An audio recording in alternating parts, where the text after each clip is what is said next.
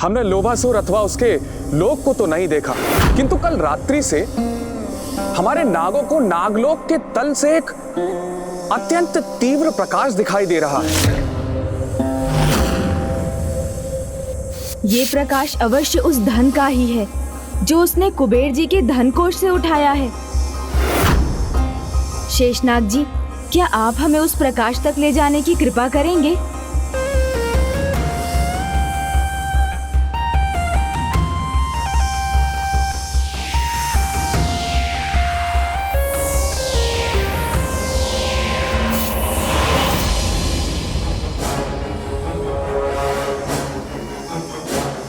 मैंने उचित ही समझा था।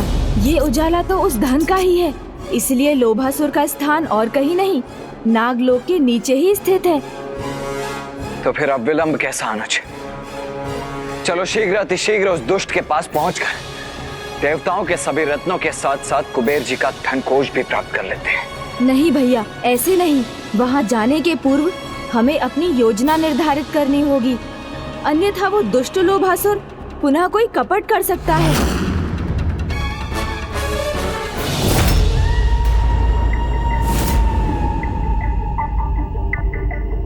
नहीं, लोभासुर तो एक मुद्रा का अंश भी नहीं खो सकता।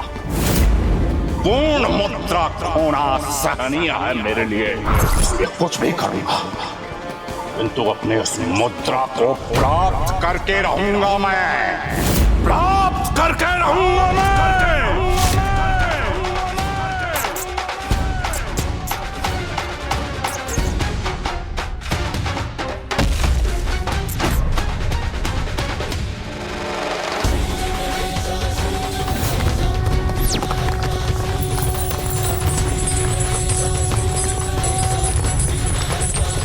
ये भूकंप कैसे उत्पन्न हुआ?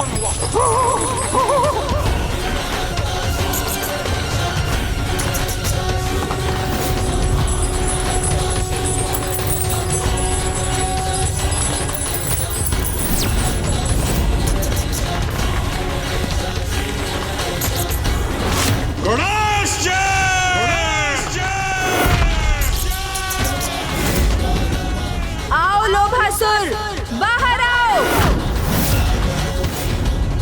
क्या हुआ लोभासुर? क्या इतना भी साहस नहीं जुटा पा रहे हो तुम कि बाहर आकर तुम मेरा स्वागत कर सको?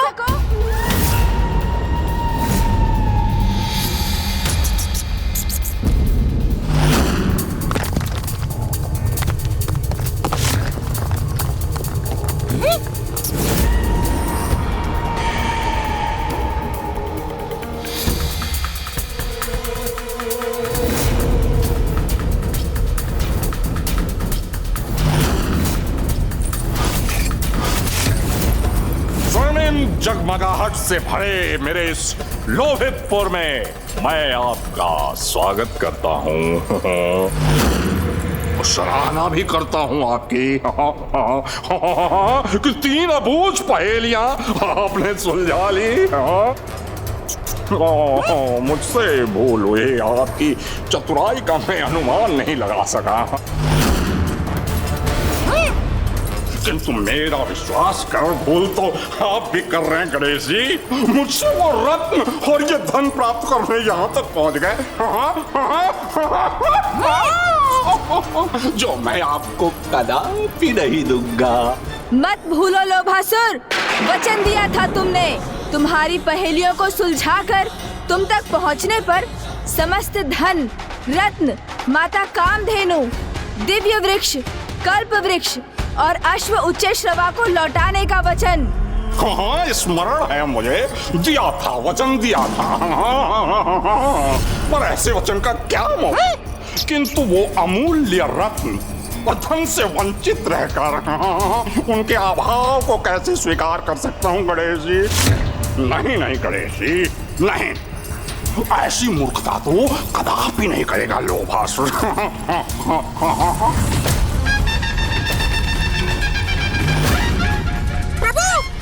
जो अपने द्वारा दिए गए वचनों का मूल्य ही ना समझे, ऐसा दुष्ट संवाद नहीं, दंड के योग होता है।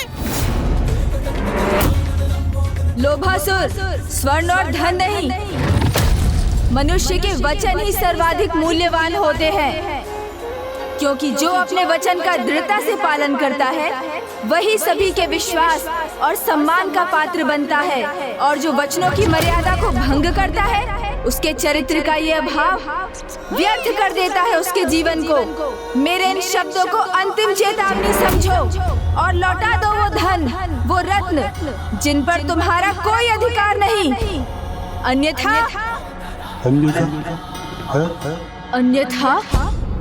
अपना सर्वस्व गवा बैठोगे, न सर्वस्व गवा बैठोगे, न सर्वस्व गवा बैठोगे।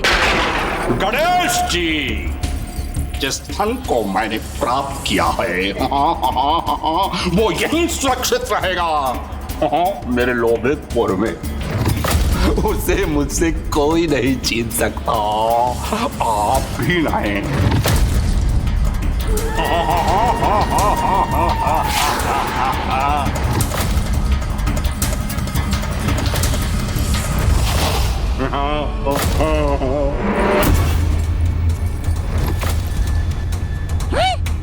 और ऐसा करने से लोभासुर रोकेगा आपको।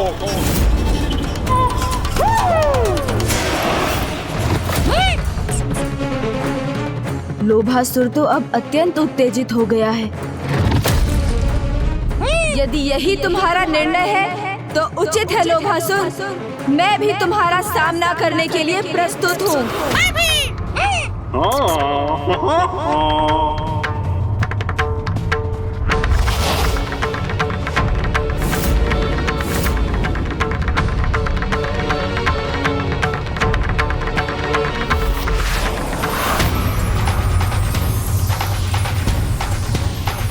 यह कैसा प्रकाश है?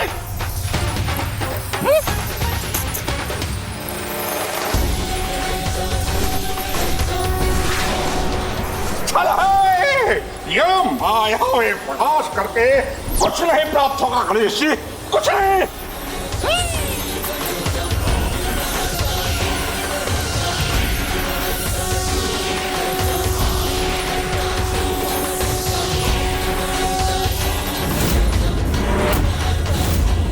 देखिए गणेश जी, मेरी दृष्टि को बाधित नहीं कर सका आपका यह प्रकाश।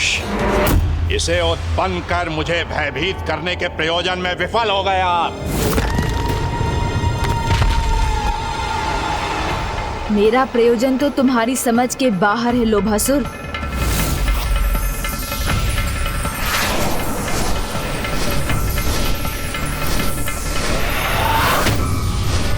इस तीव्र तेज प्रकाश द्वारा क्षण भर के लिए तुम्हें नेत्रहीन कर भैया के भीतर जाने का मार्ग प्रशस्त करना, यही तो मेरी योजना थी दुष्ट,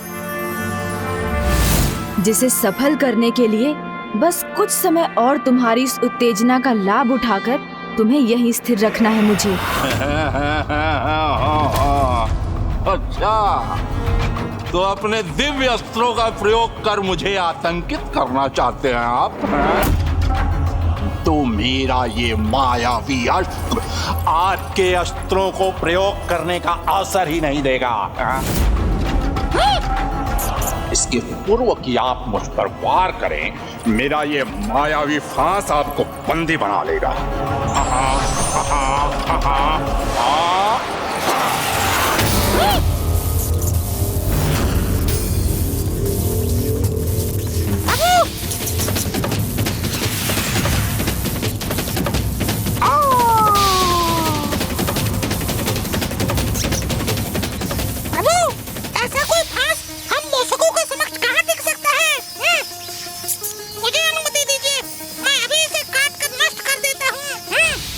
आपका साहस और आत्मविश्वास दोनों अत्यंत सराहनीय है मूषक जी, किंतु आप भूल रहे हैं, हमें इस फांस को नष्ट कर इससे मुक्त नहीं होना है, अपितु इसमें उलझकर लोभासुर को यहीं उलझा कर रखना है। इस दुष्ट लोभासुर को यही समझाना है कि वही इस युद्ध में विजयी हो रहा है, तभी तो हमारी अपनी योजना सफल होगी। प्रभु तो उचित कह रहे हैं, अभी मुझे स्मरण हुआ है। हम उसकी पहेलियां सुलझा भी दे तो भी वो दुष्ट लोभासुर अपने वचन पर कदापि स्थिर नहीं रहेगा। स्वेच्छा से तो वो कुछ भी नहीं लौटाएगा। और महादेव से अजय होने का वरदान प्राप्त होने के कारण उसे युद्ध में पराजित करना भी असंभव है। जिस लोभी के जीवन का आधार उसके लोभ का चरम हो, तो फिर क्या उपाय है प्रभु? वो तो अपनी पराजय तभी स्वीकार करेगा जब वो अपने लोभ से प्राप्त धन और रत्न खोने पर विवश हो जाए। और ऐसा करने हेतु मैं और मूषक जी लोभासुर को उलझा कर रखेंगे। और भैया, आप इस अंतराल में अवसर प्राप्त होते ही गुफा के भीतर प्रवेश कीजिएगा और जो भी उसने चुराया है उसे लोभासुर के मायावी कपाल में भरकर लौट आइएगा। और उसी मायावी कपाल के द्वारा आप समस्त धन पुनः प्राप्त कर लीजिएगा जिसका प्रयोग उसने धन चुराने के लिए किया था। और कुबेर जी, आप अपने धन कोष के द्वार खोल कर रखिएगा, क्योंकि वहाँ का समस्त धन अब शीघ्र ही वहाँ लौटने जा रहा है। क्योंकि मुझे पूर्ण विश्वास है कि मैं और मूषक जी उस लोभासुर को उलझा कर रखने में अवश्य सफल होंगे, जो हमारी योजना का आधार है। मुझे प्रभु की योजना के अनुसार ही कार्य करना होगा। लोभासुर को विश्वास दिलाना होगा कि स्थिति उसके नियंत्रण में है, तभी तो वो असावधान होगा।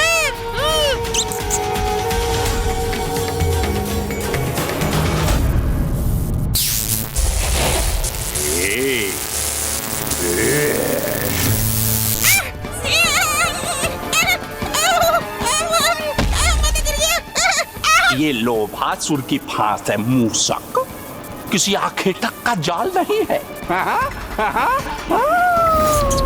प्रभु, यदि इसे मैं नहीं काट सका तो फिर इसे काटना तो असंभव ही है। उचित कहा तुमने।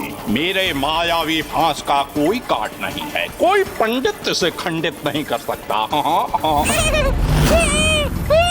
अभी तो मेरी ये सफलता का आरंभ है गणेश जी। देखिए ना, आप मुझे अपने फांस के वार से बंदी भी नहीं बना सके, किंतु मैंने आपको बंदी बना लिया गणेश जी। और क्षमा करिएगा गणेश जी, आप इस अवस्था में तब तक रहेंगे जब तक हमारे महानायक भंडासुर जी की तपस्या संपूर्ण नहीं हो जाती। नमः शिवाय, नमः शिवाय, ओम नमः शिवाय, नमः शिवाय। और गणेश जी, आपका उनकी तपस्या से दूर रहना ही उचित है, नहीं तो आप विघ्न करता गणेश जी उनकी तपस्या में विघ्न ना उत्पन्न कर दें। मेरे मन में क्या विचार है ये तो तुम्हें शीघ्र ज्ञात हो जाएगा, दुष्ट लोभासुर।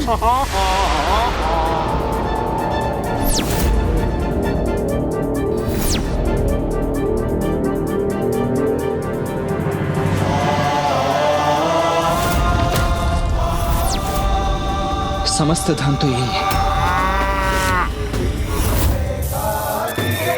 और माता कामधेनु, कल्प वृक्ष और उच्च श्रेवा भी मेरे समक्ष है।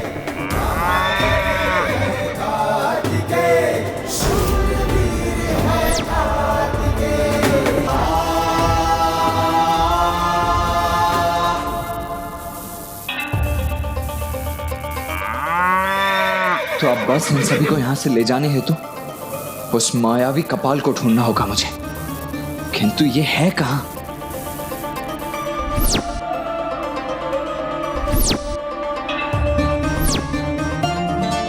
किंतु कहां है वो कपाल?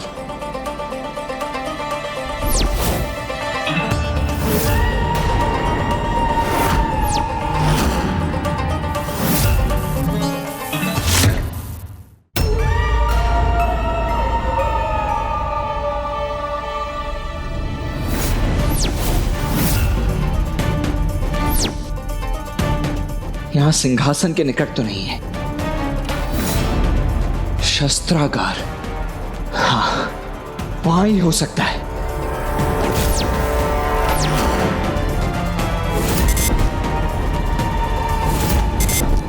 यहां भी नहीं है। फिर कहां है वो कपाल? मुझे तो उसे ढूंढने में ही इतना अधिक समय लग रहा है। तो फिर अनुज गणेश को कुछ और समय उस दुष्ट को उलझा कर रखना होगा।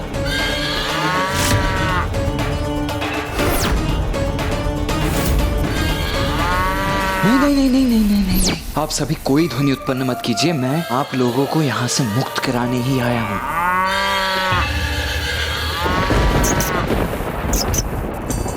हाँ, अचानक क्या हुआ है इन दोनों को? इतना तीव्र स्वर क्यों उत्पन्न कर रहे हैं ये? कोई अन्य भी तो नहीं है यहाँ, किंतु कोई भीतर कैसे जा सकता है? कहीं गणेश जी ने कोई छल तो नहीं किया मेरे साथ? आओ। मैं विनम्रता पूर्वक आपसे यह प्रश्न करना चाहता हूं कि छल से आप अपने साथ यहाँ किसे लेकर आए हैं? आए कौन गया है भीतर? अच्छाई और कौन? यहाँ अच्छाई के आगमन का आभास कदाचित दिव्य गौ माता कामधेनु और दिव्य अश्व उच्च श्रवा को भी हो गया है। मुझे भ्रमित करने का प्रयास कर रहे हैं गणेश जी, किंतु लोभासुर को छलना इतना सरल नहीं है। आप यहीं बंदी बने रहिए, मैं स्वयं जाकर देख लेता हूँ। ये तो भीतर क्या है प्रभु? और प्रभु कार्तिकेय अभी तक वहाँ से बाहर ही नहीं लौटे हैं। कुछ कीजिए प्रभु, इसे कुछ समय और उलझा कर रखिए ना। मिल गया उपाय। मिल गया?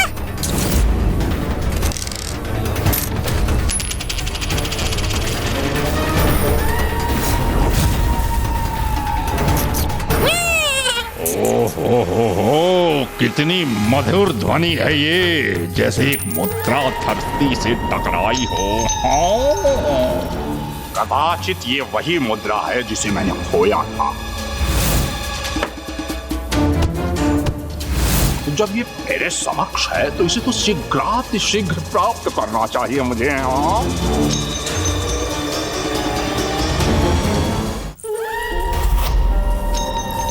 लोभासुर अपने लोभ के वश में आकर पुनः उलझ गया।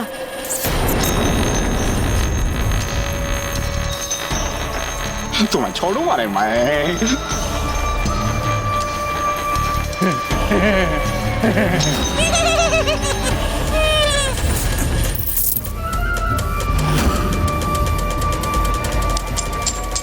तुम्हारे कारण मेरे सारे आभूषण गिर गए। गिरने दो इन्हें, ये तो यहीं रहेंगे। कभी भी प्राप्त कर सकता हूं इन्हें। किंतु मैं तुम्हें प्राप्त करके रहूंगा।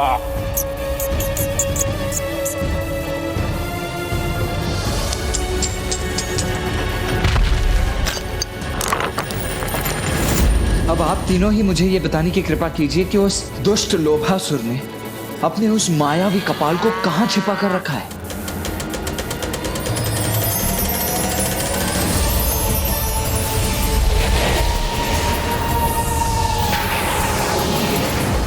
ओह, तो ये कारण था कि इतना ढूंढने के पश्चात भी मैं उस मायावी कपाल को अब तक नहीं प्राप्त कर सका।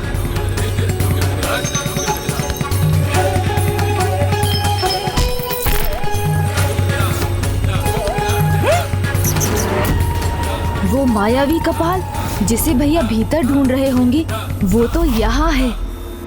किंतु उस मायावी कपाल को तो उस दुष्ट ने अपने तन से ही बांध कर रखा है, तो अब उसे कैसे प्राप्त करूंगा मैं?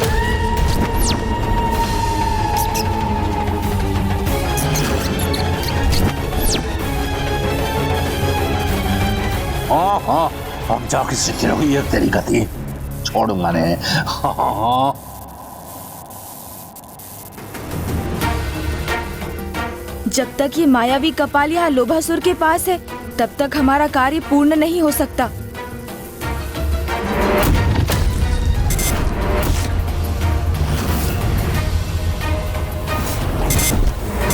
तो अब जाके ज्ञात हुआ है मुझे आपका छल। मेरा अनुमान उचित ही था, कोई अन्य भी है यहाँ।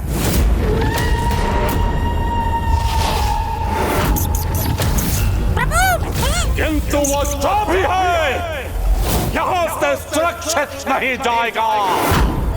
बंदी बनाऊंगा मैं उसे।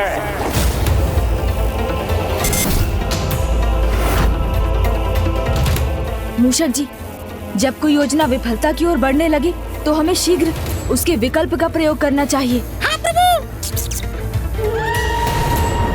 रुको लोभासुर, रुको लोभासुर, रुको लोभासुर।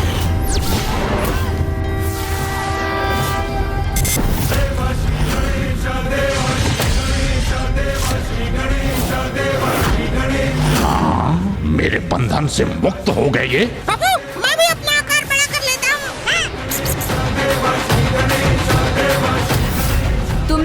कहा था ना लोभासुर कि महादेव से वरदान प्राप्त कर अजय हो गए हो तुम। तो आओ, उसका प्रमाण दो मुझे। गणेश जी, असुर हूं मैं, स्वीकार करता हूं मैं आपकी चुनौती। हाँ।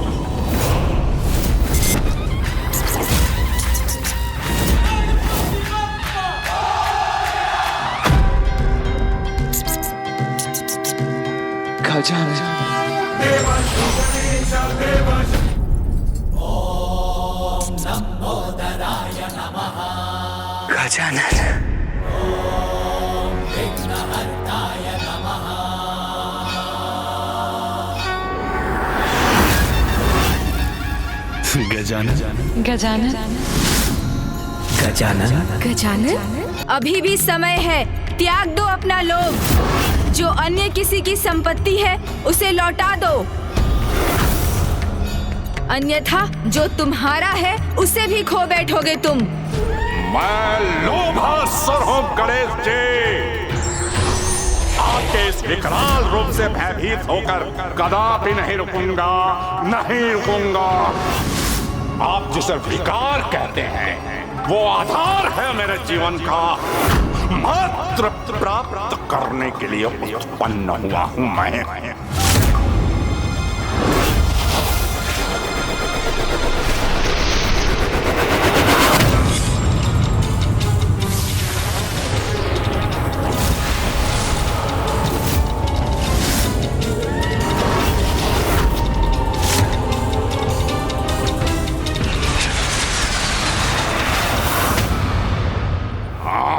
ये क्या?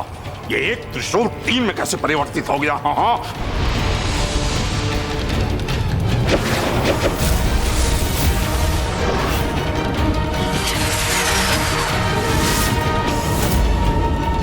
गजानन, आपकी युक्ति समझ गया मैं।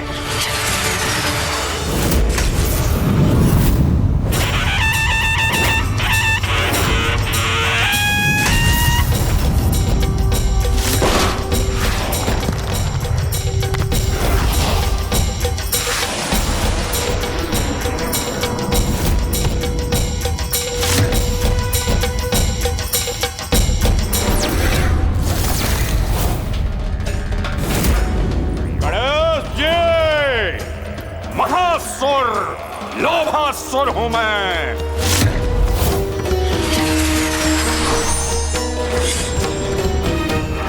इन्हें कम आकर बहुत बड़ी भूल की मैंने।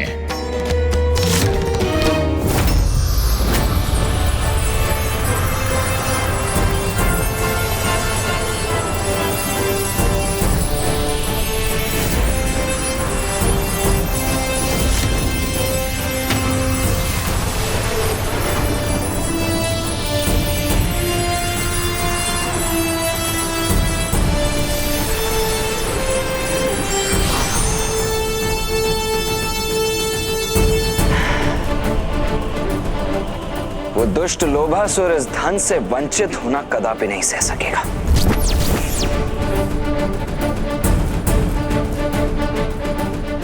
मैं आपको क्षति अवश्य पहुंचाऊंगा लोभासुर, क्योंकि मेरे अत्यंत मायावी अस्त्र नष्ट नहीं होते, नष्ट करते हैं।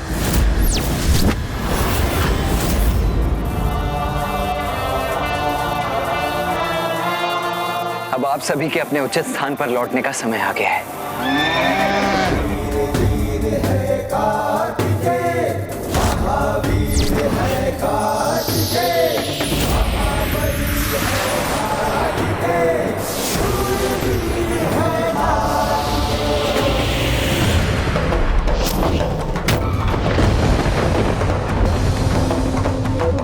लोभासुर का लोभितपुर धन के प्रकाश से रिक्त हो रहा है, अर्थात हमारी योजना सफल हो रही है। बस कुछ और पल इसे उलझा कर रखना है मुझे, क्योंकि अब शीघ्र ही भैया अपना कार्य संपन्न कर लेंगे।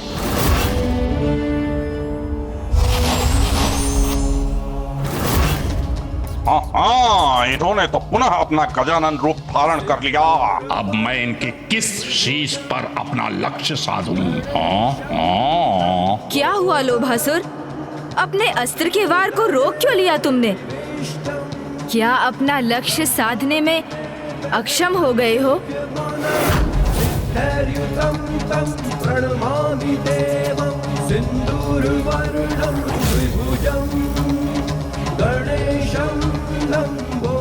गणेश जी, मुझे आपके एक शीश पर वार करने की आवश्यकता नहीं है, क्योंकि मेरा ये प्रहार आपके सभी शीशों को क्षति पहुंचाएगा।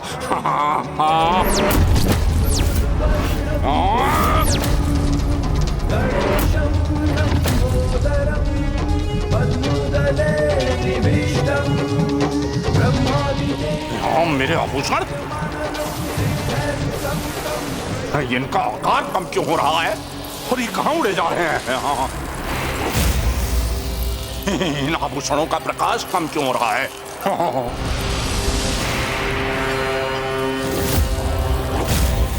हाँ, ये क्या किया गणेश जी आपने? ये कैसा छल किया मेरे साथ? नहीं नहीं नहीं नहीं नहीं नहीं नहीं नहीं, ये उचित नहीं है, ये नहीं हो सकता। नहीं, मैं इसे नहीं जाने दूंगा, मैं इसे नहीं जाने दूंगा। मैं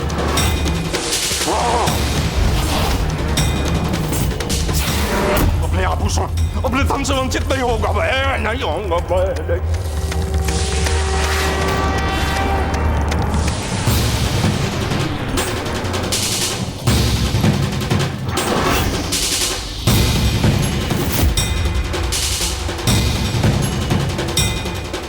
मेरा धन, मेरे स्वर्ण, कहाँ जा रहे हो मुझे छोड़ कर?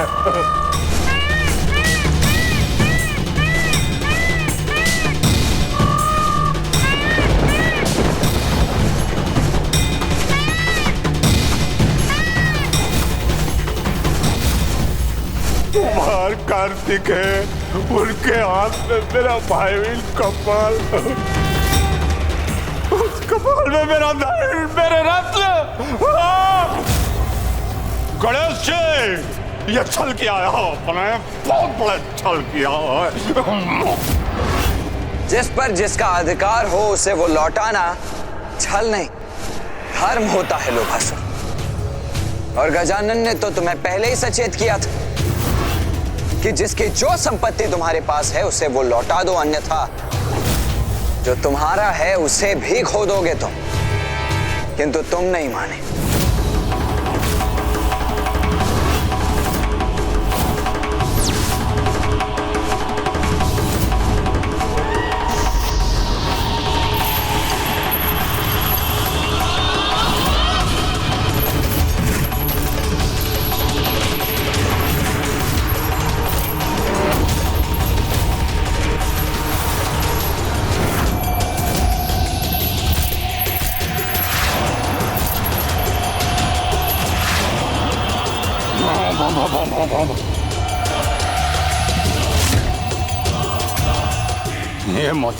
ये मुद्रा अंतिम शेष है। अब इसे मैं प्राप्त करके रहूंगा। हाँ।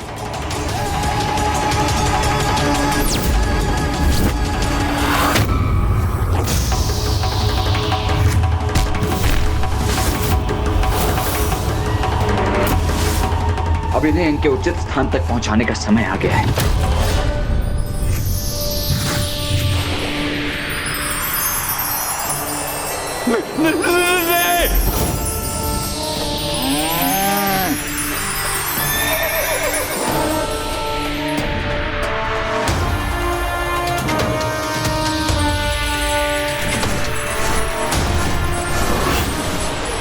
मेरा स्वर्ण मुझसे मत छीनिए।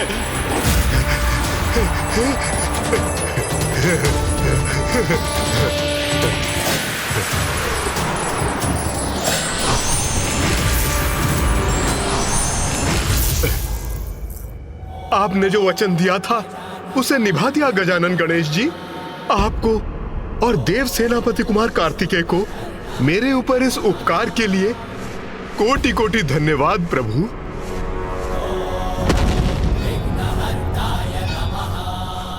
मेरा सर्वस्व चीर कर इस अजय लोभासुर को पराजित कर दिया गणेश जी आपने। अब दानव और स्वर्ण से वंचित होकर कैसे जीवित रहूंगा मैं? युद्ध किए बिना ही मुझे अजय लोभासुर को पराजित कर दिया आपने, पराजित कर दिया आपने। लोभासुर, तुम्हारी इस दुर्दशा का कारण मैं अथवा कोई अन्य नहीं, तुम्हारा लोभ है। अब भी समय है, त्याग दो अपने इस लोभ को, अन्यथा तुम्हारा अस्तित्व ही शेष नहीं रहेगा। मैं तुम्हारा शत्रु नहीं लोभासुर, ये विकार तुम्हारा शत्रु है, जो अभी भी तुम्हें अपने प्रभाव से मुक्त नहीं कर रहा है। त्याग दो अपने भीतर के इस विकार को, तभी अपने मन को शांत कर शांति से जीवन जी सकोगे तुम। जब अपना समस्त धन गवा चुका हूं मैं, तो इन प्राणों का भी मोल नहीं है। वो प्राण नहीं चाहिए मुझे, इन प्राणों से मुझे मुक्ति दीजिए प्रभु, क्योंकि धन रहित व्यर्थ है मेरा जीवन, व्यर्थ है मेरा जीवन, व्यर्थ है।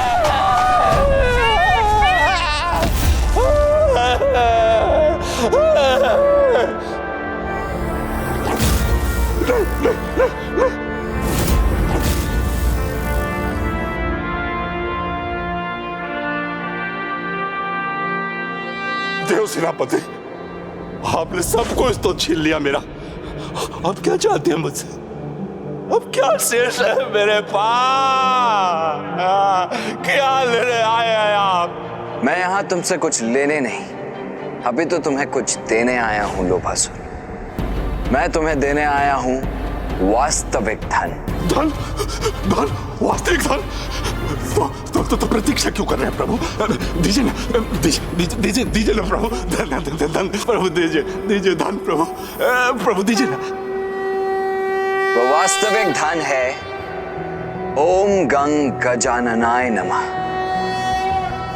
ओम नमस्ते गणपते त्वमेव प्रत्यक्षम्। इस मंत्र का जाप करो लोभासुर। इस मंत्र के जाप के प्रताप से आज तुमने जो अपना सब कुछ खोया है, उससे भी कहीं अधिक, कहीं बहुमूल्य प्राप्त कर लोगे तुम। ओम गंग गजाननाय नमः। ओम गंग गजाननाय नमः। ओम गजाननाय नमः। देवा श्री गणेश, देवा श्री गणेश, देवा ओम गण गजाननाय नमः।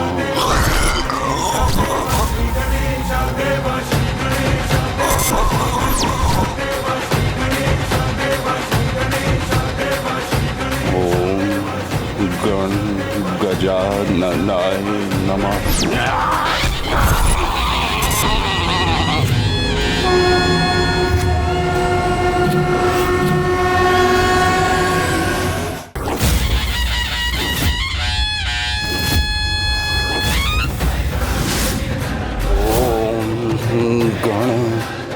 गजाननाय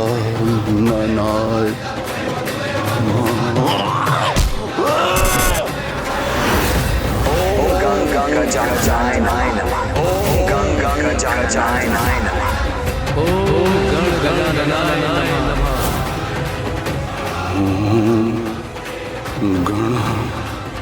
ओम गजाननाय नमः। गण गजाननाय नमः। ओम गण गजाननाय नमः।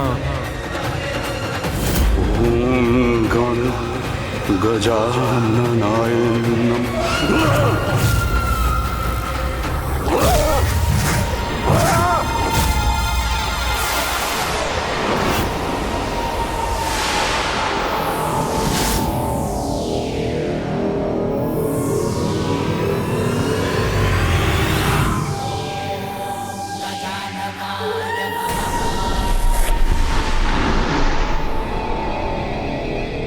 लोभासुर के लोभ को तो आपने उससे विलक कर दिया गजानन गणेश जी, किंतु आप मुझे उनमें समाहित होकर उन्हें और अधिक क्रियाशील और शक्ति संपन्न करने से नहीं रोक पाएंगे। कोई लाभ नहीं।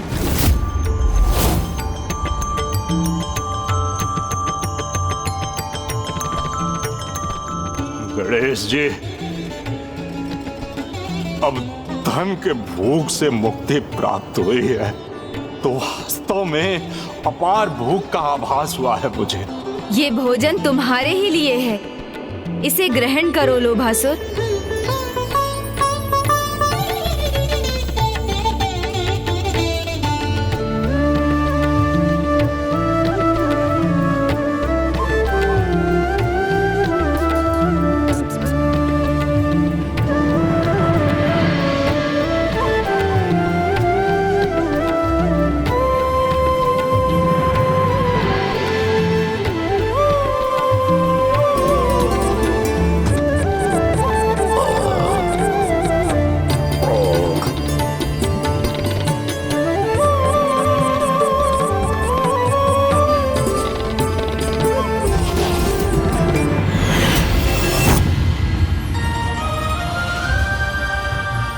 वास्तविक संतुष्टि क्या होती है, आज ये प्रथम बार अनुभव हुआ है मुझे प्रभु। और आपकी कृपा से मैं ये भी समझने में सफल हुआ हूं कि लोभ ही नहीं, संतोष ही जीवन का आधार होना चाहिए।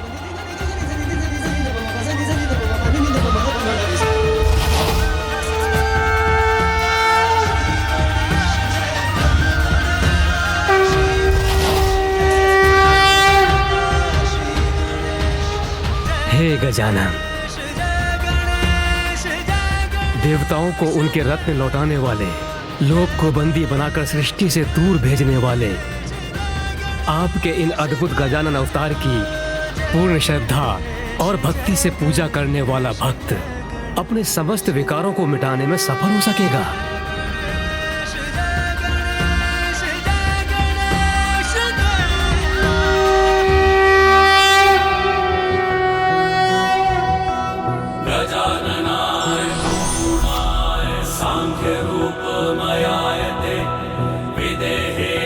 सर्वत्र संस्थिताय नमो नमः, भक्ति भावेन तोषितः।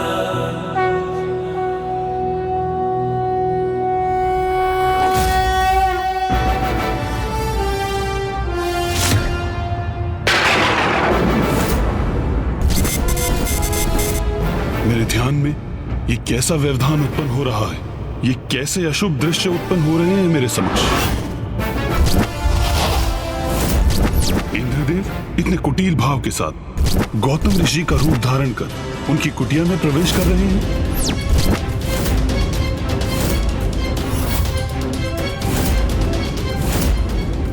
स्वर्ग की अप्सरा देवी मेनका ऋषि विश्वामित्र के ध्यान में बाधा डाल रही है।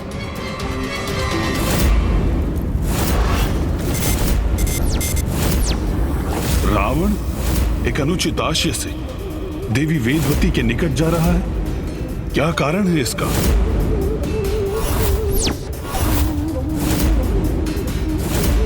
कामासुर, अनुज गणेश, लोभासुर तो प्रभावीन हो गया, किंतु ममतासुर और कामासुर वो तो अभी शेष है, और उनसे उत्पन्न होने वाला भावी संकट भी। हाँ भैया, उन दोनों के बंडासुर में समाहित होकर उस महासुर की शक्ति में अपार वृद्धि करने के पूर्व हमारा उन दोनों को रोकना भी अनिवार्य है, और ये कार्य हमें शीघ्र करना होगा भैया। कामासुर। ज्ञानानंदमयं देवं निर्मल प्रणाम प्रभु। प्रणाम प्रभु है ग्रीव। कल्याण। गणेश जी, कामासुर सृष्टि से धर्म और सदाचार मिटाने पर आतुर है। जिस समय आप लोभासुर को विकार से मुक्त करने में व्यस्त थे, उसी अंतराल में अवसर का लाभ उठाकर कामासुर ने काम भावना के विकार का विस्तार आरंभ कर दिया था, और अब उसने समस्त जगत को उस विकार से ग्रस्त कर दिया है। सर्वत्र अपना प्रभाव स्थापित कर रहा है वो।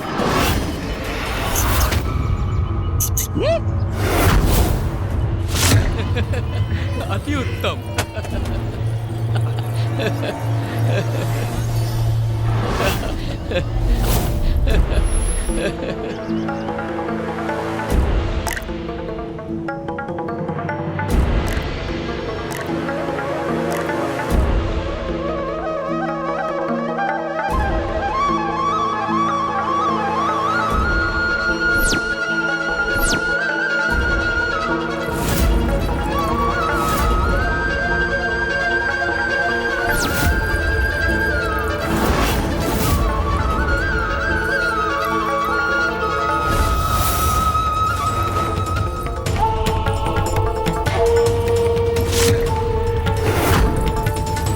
साधारण मनुष्य ही नहीं, वो तो देवताओं को भी अपने विकार के वश में कर रहा है और उसके प्रभाव में आकर स्वयं देवराज इंद्र भी मर्यादा को भंग कर एक घोर अधर्म कर बैठे हैं।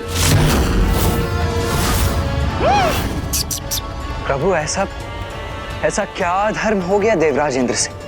पूर्व काल में देवराज इंद्र प्रभु ब्रह्मदेव की मानस पुत्री देवी अहिल्या के सौंदर्य से आकर्षित होकर उनसे विवाह करने के इच्छुक थे, किंतु ब्रह्मदेव ने अपनी पुत्री के वर के रूप में उनका नहीं अपितु तपस्वी गौतम ऋषि का चुनाव किया।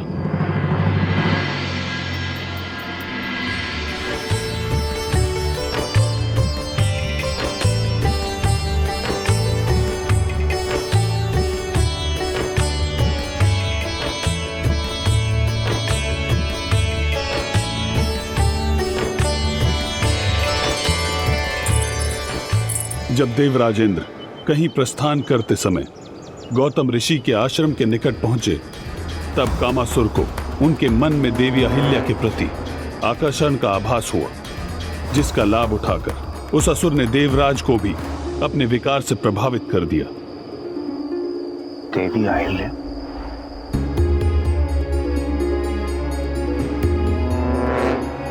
अब तो उनका विचार करना भी मर्यादा के विरुद्ध है और मर्यादा की सीमा का उल्लंघन मुझे कदापि नहीं करना चाहिए।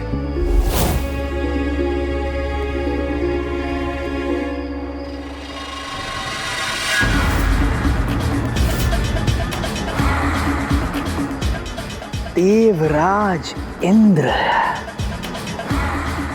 मेरे विकार की अपार शक्ति विवेक का नाश कर मर्यादाओं को भंग करवाती है। और अब ठीक वैसा आपके साथ होने जा रहा है देवराज। पूर्व के आकर्षण की मात्र एक स्मृति ही पलक झपकते ही अनियंत्रित काम भावना में परिवर्तित होने वाली है।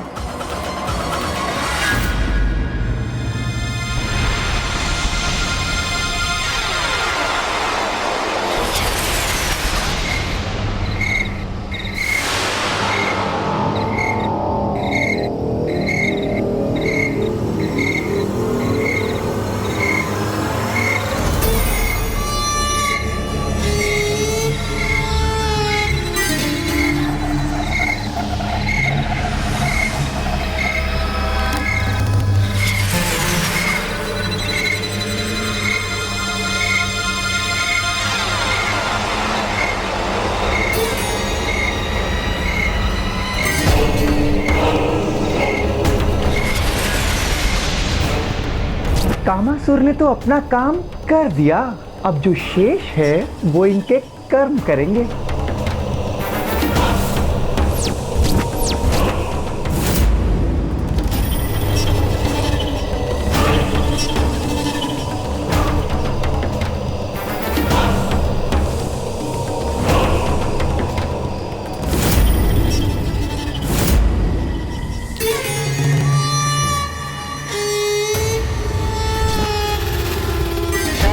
और फिर गौतम ऋषि के आश्रम के निकट पहुंचकर देवराज इंद्र ब्रह्म मुहूर्त तक गौतम ऋषि के वहां से प्रस्थान करने की प्रतीक्षा करते रहे।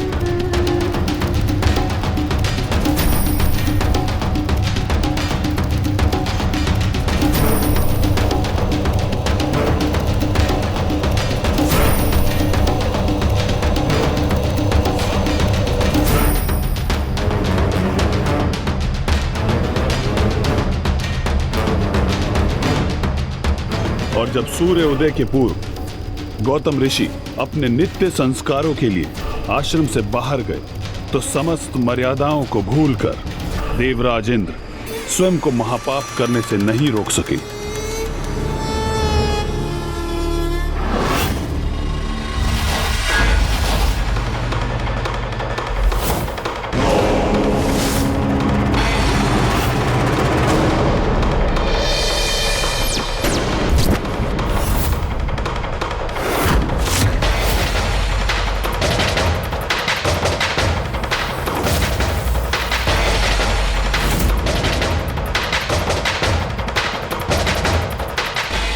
जब तक ऋषि गौतम अपनी कुटिया में लौटे तब तक बहुत विलंब हो चुका था। देवराज इंद्र के इस छल के कारण देवी अहिल्या का पतिव्रत धर्म भंग हो चुका था।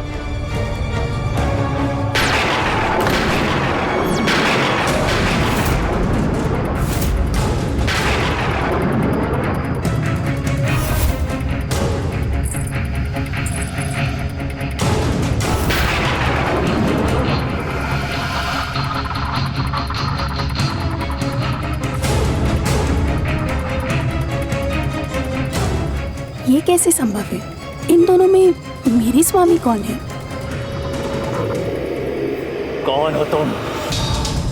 मेरा रूप धारण करके छल से मेरी कुटिया में क्यों हो तुम?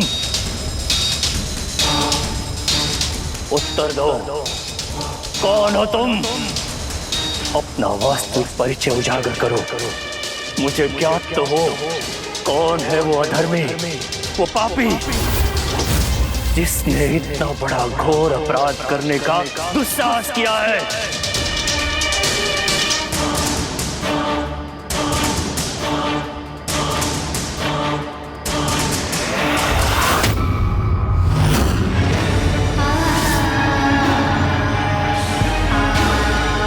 देवराज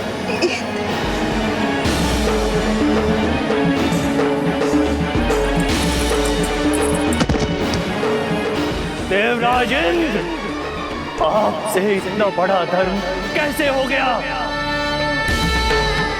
मर्यादाओं का पालन करना, पराई स्त्री का सम्मान करना, छल कपट से दूर रहना, ये धर्म होता है देवताओं का। ये आप कैसे भूल गए देवराज? कैसे भूल गए देवराज? मेरा कार्य तो हो गया, अब आप भुगतिए देवराज इंद्र।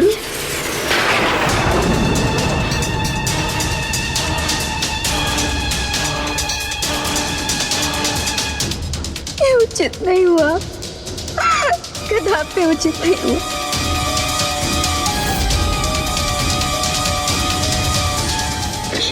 देवराज, देवराज,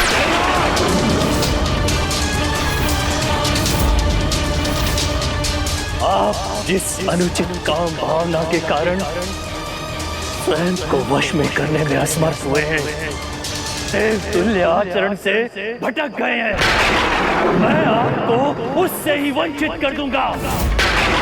मैं आपको शाप देता हूँ कि आपकी काम इंद्रियां नष्ट हो जाए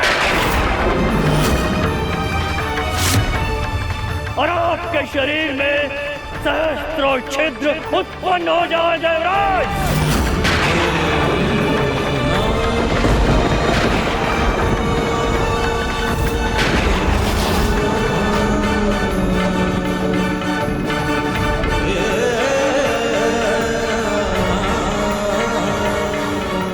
हे ऋषिवर, मुझसे ये जघन्य अपराध हो गया जिसके लिए मैं लज्जित हूं।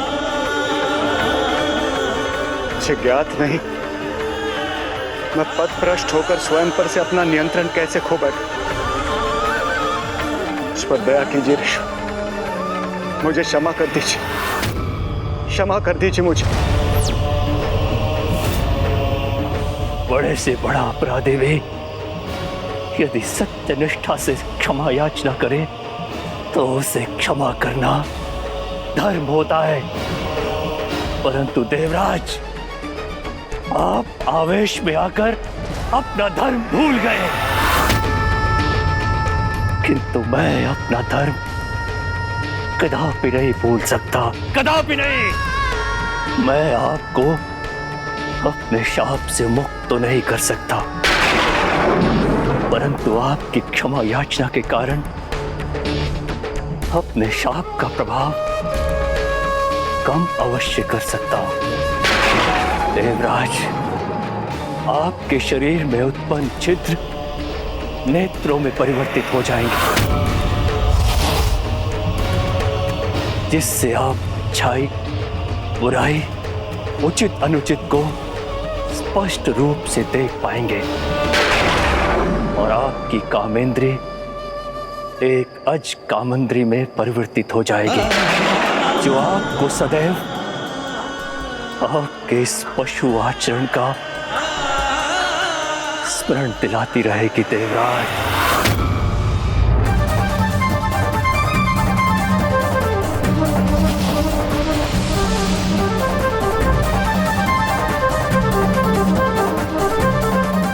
आपका कोटि कोटि धन्यवाद ऋषि, आपका कोटि कोटि धन्यवाद।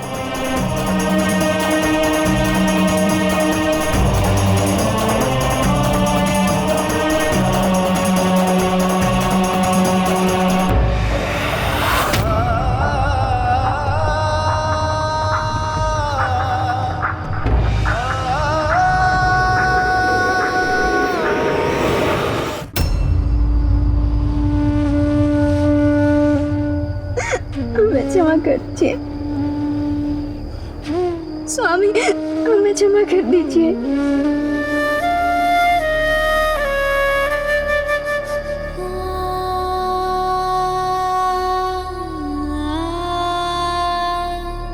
स्वामी, स्वामी, मुझे क्षमा कर दीजिए स्वामी, मुझे क्षमा कर दीजिए।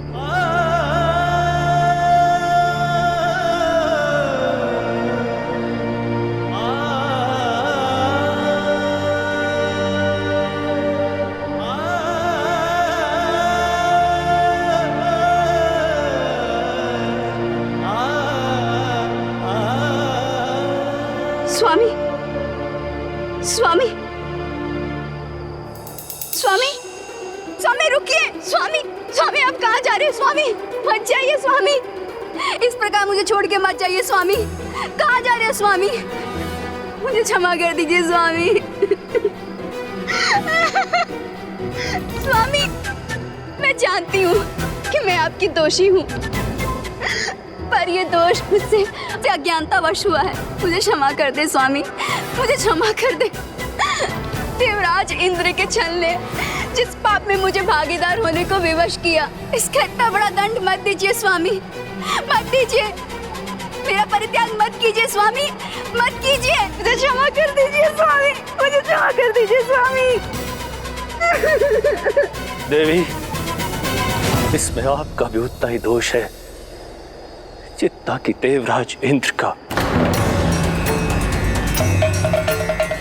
ये सत्य है कि देवराज इंद्र हमारा रूप धारण करके आए और आप उन्हें पहचान नहीं सकी, किंतु एक राजा के अधीरता भरे स्पर्श और एक ऋषि के शांत स्पर्श की शीतलता को आप पहचान क्यों नहीं सकी देवी? मैं तब अध्र निंद्रा में थी स्वामी। उस स्थिति में मुझसे बहुत बड़ी भूल हो गई, मुझे क्षमा कर दीजिए स्वामी। अर्ध निद्रा में जिस प्रकार एक आषाढ़ शिला की भांति आप स्पर्श के भेद को समझने में असमर्थ रही हैं, उसी प्रकार शिला के रूप में आपको अनेकों वर्षों तक तपस्या करनी होगी, तपस्या करनी होगी।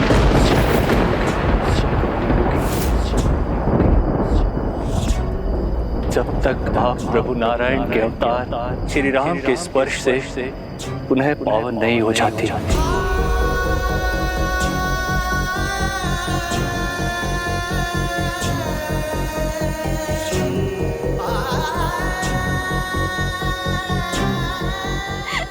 स्वामी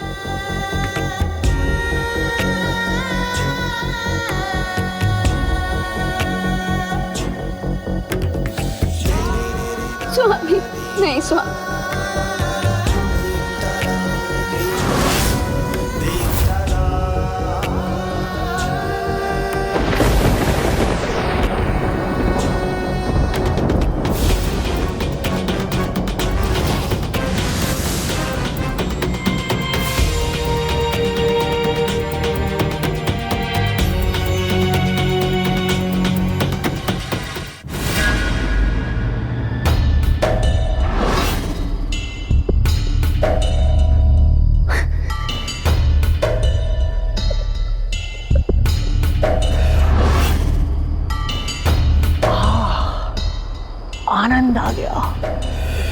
मन तृप्त हो गया ये दृश्य देखकर।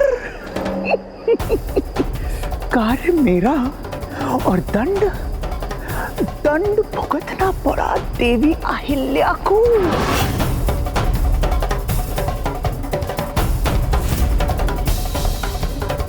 किंतु ये तो अभी आरंभ मात्र है, अभी तो बहुत कुछ शेष है। इस समस्त जगत में मेरे काम विकार का विस्तार इस जगत के सभी जीवों से ठीक ऐसा ही अनुचित आचरण करवाएगा, और तब हमारे महानायक भंडासुर अपनी तपस्या पूर्ण कर जागृत होंगे, और वे मेरी क्षमता के प्रमाण से इतने प्रभावित होंगे कि वे मुझे ही अपना सेनापति नियुक्त कर लेंगे।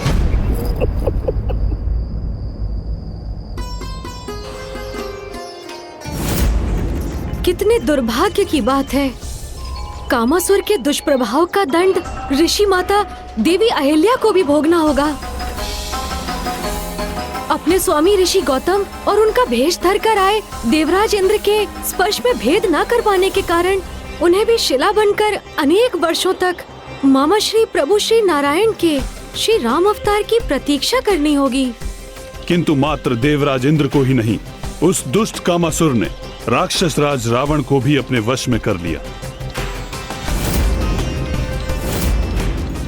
एक और वहां देवराज इंद्र के कारण देवी अहिल्या का पतिव्रत धर्म भंग हुआ, तो दूसरी ओर वहां राक्षस राज रावण के कारण देवी वेदवती का तप।